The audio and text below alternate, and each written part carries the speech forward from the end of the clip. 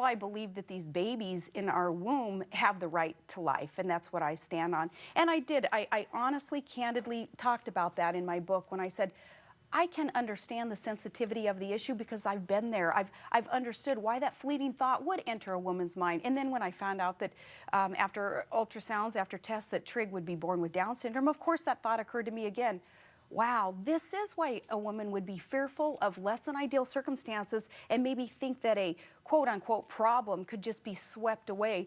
And instead, I was able to kind of ratchet back my fears very quickly and remember that, no, so many of us who have that fundamental belief in the sanctity of life and the potential for every human innocent life, I got to fall back on that, and that did lead me to make the right decision in allowing this baby to be born, and this baby now turning out to be the best thing that has ever happened to me and my family. But can you understand where some women, of course I can understand, and that's why I wrote about it. I applaud your choice. And that's why I wrote about it as saying that I understand why those thoughts would enter their mind. I want to empower women, though. I want, and if Trig is an example, and if Pam Tebow's son, Tim Tebow, is an example of the potential for every human life, then so be it. Let Trig be that example. I want women to know that they are strong enough and they are smart enough to be able to do many things at once, including carrying a child, giving that child life, and then perhaps if they're in less than ideal circumstances as they're carrying a child while they're trying to pursue career or avocations or education opportunities, less than ideal circumstances, giving that child life, which it deserves, and then perhaps looking at adoption or looking at other circumstances after, but not snuffing out the life of the child. The second thing is your decision to resign as governor of Alaska. Yeah. With 17 months left in your term. You said, I wasn't going to run for re-election, so I was going to be a lame duck. You said that the state was being paralyzed because all of your opponents were filing these lawsuits. Didn't you let your enemies, your opponents, drive you from office? Hell no. Thankfully, I didn't. What we did was we won, because the state today is not spending millions of dollars to fight these frivolous lawsuits and frivolous ethics charges. Ethics charges like me wearing a jacket with a snow machine logo on it and getting charged for an unethical act for doing such a thing. Little piddly petty things like that were costing our state millions of dollars and costing me and my administration, my staff members, about 80% of our time fighting those things. No, we said, we're not going to play this game. We picked our battle. We said, we're going to get out there and we're going to fight for Alaska's issues, which usually involves energy independence. We're going to fight for these issues on a different plane, and we're not going to let you guys win. You're not going to let. But they're going to think they won because you're no longer governor. Let me just make this. I don't think that they think. Look, I'm sitting here talking to Chris Wallace today. I think some of them are going, dang, we thought she'd sit down and shut up after we tried to do to her what we tried. I don't know that that's going to be. And now we get to talk about energy independence. Now we get to talk about those things that are important to Alaskans and our country. Before we were talking about Ronald Reagan, who you openly admit was your political inspiration and really a formative figure in your developing a political consciousness. Reagan, during his entire second term as governor of California, was a lame duck. Reagan, in that second term, was being sharply attacked by anti-war radicals. I can tell you, Ronald Reagan would never have quit. It's a big difference between just getting political pot shots fired your way. I can handle those. I get those. Shoot, I got more of those this morning. So what? That doesn't matter. But when it adversely affected the people that I was serving, that's bull, and I wasn't going to put up with that. Again, millions of dollars, a paralyzed administration, my staff not knowing what they could do or say because the adversaries were continuing to obstruct.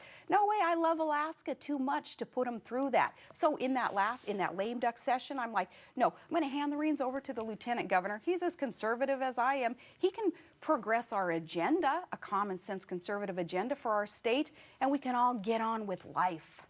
You talk about new pot shots. I think what you're probably referring to is that NBC has gotten a hold, I'm sure you've heard, of hundreds of emails in which your husband, these during your days as governor, your husband Todd exchanged views with state officials about a judicial appointee, about appointments to various state boards, a labor dispute. Was what he was doing appropriate? Absolutely. And you know, there are so few people in the political world and the media world that someone like me that we can trust. My husband he's my soulmate, he's my best friend, he's my #1 advisor. I'm going to bounce things off Todd. Nothing confidential that couldn't be shared with others out there in the public.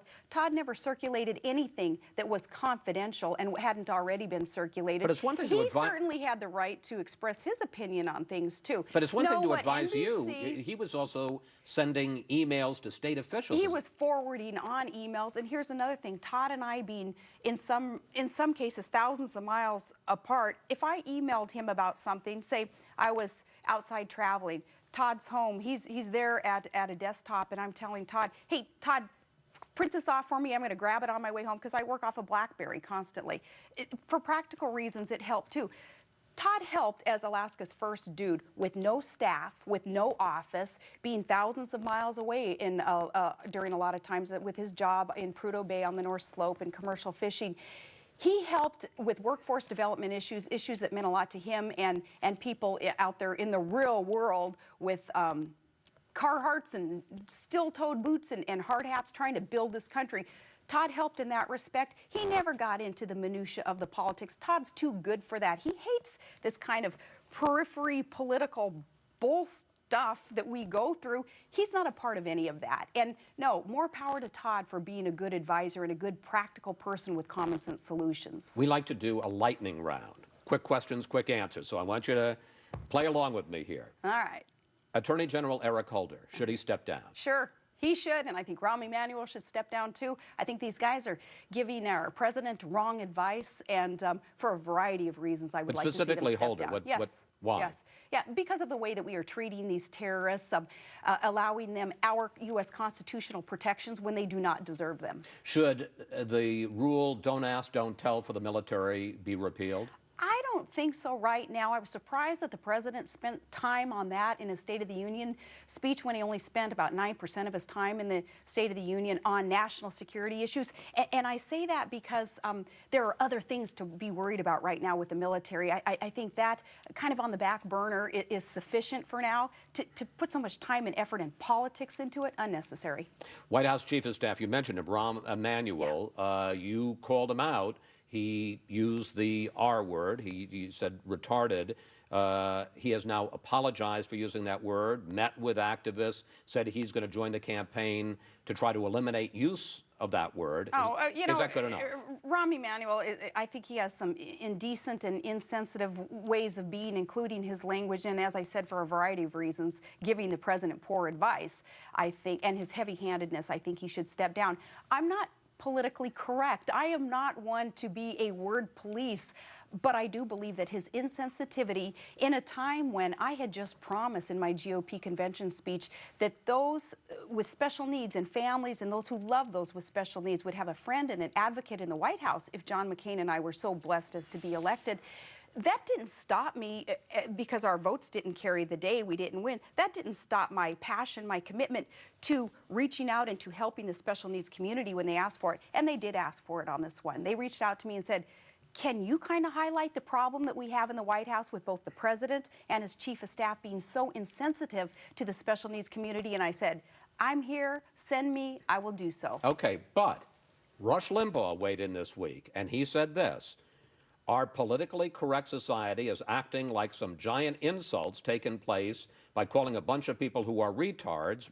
He was satirical Wait, let me finish. in that. I mean, okay. These people, these liberal activists, are kooks. Should Rush Limbaugh apologize? They are kooks, so I agree with Rush Limbaugh. Rush Limbaugh was using satire to bring attention to what this politically but he used the correct... R word. Using satire. Name-calling by anyone. I teach this to my children. You teach it to your children and your grandchildren, too.